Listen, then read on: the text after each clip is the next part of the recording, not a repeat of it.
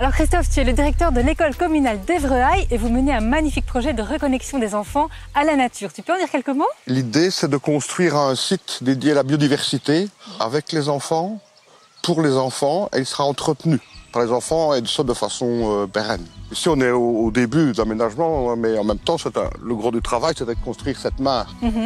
Par la suite, on va installer des rondins de bois pour permettre aux enfants le travail collaboratif. On va installer un mur en pierre sèche, des abris pour les insectes, pour les hérissons, un poste d'observation.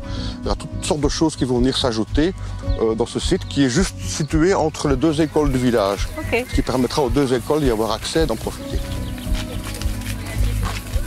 Gaëtane, toi tu es institutrice primaire ici à l'école d'Évreuil. Tu vas venir avec tes classes ici apprendre aux enfants dans ce milieu magnifique. Comment tu comptes les impliquer concrètement dans ce lieu?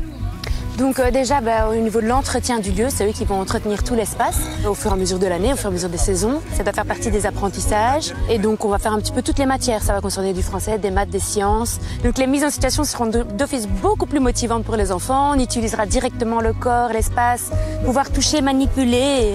Et puis, c'est aussi responsabiliser les enfants par rapport à toute cette nature qui les entoure. À la biodiversité. Voilà, un très beau projet en tout cas. Et aujourd'hui, on va finaliser un des projets majeurs de ce site, c'est la mare naturelle. Et avec Vincent Louette, on va voir plus concrètement comment aménager une mare naturelle chez soi.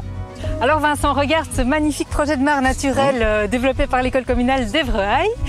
Creuser une mare, ça ne s'improvise pas. Non, c'est souvent par des machines qu'on fait ce travail qui est fastidieux. Ben oui, surtout pour une mare de ce gabarit-là.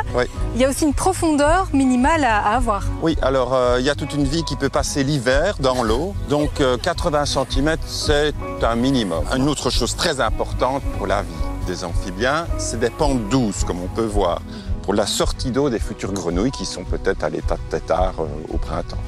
Le problème aussi, avant de poser une bâche, c'est les cailloux. On peut ajouter aussi un sable, mais aussi on peut ajouter un biotextile. Alors avec ce procédé-là, avant de la pose de la bâche, on est sûr que les cailloux ne trouveront pas la bâche.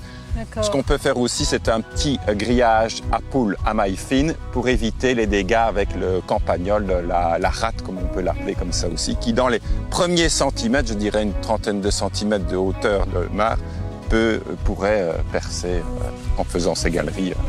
D'accord. Et alors un autre élément important, c'est la présence de paliers pour avoir des profondeurs différentes. Et ça concerne plutôt les végétaux. Oui, tout à fait. Donc différents types de plantes, différents types de profondeurs. Les nénuphars, ça va aimer les zones plus profondes.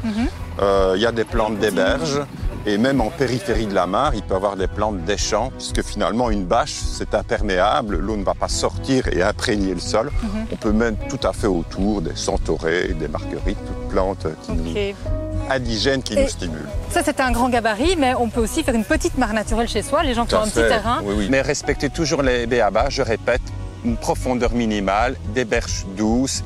Pas de poisson aussi. Ah oui, important. Pas de poisson dans une mare naturelle, ça mange tout. Laisser la vie et des plantes indigènes. La vie viendra d'elle-même. Bon, c'est parti, on continue le chantier alors. Allez, au travail. Alors qu'on peut laisser remplir naturellement, mais enfin bon, on peut remplir soi-même au minimum, je dirais 20% de la superficie. C'est important. Pourquoi? Parce que maintenant, on va essayer de tendre la bâche, d'enlever les bourrelets, un maximum de bourrelets et de l'aplatir pour qu'elle épouse bien la forme de la mare. 20%, voilà.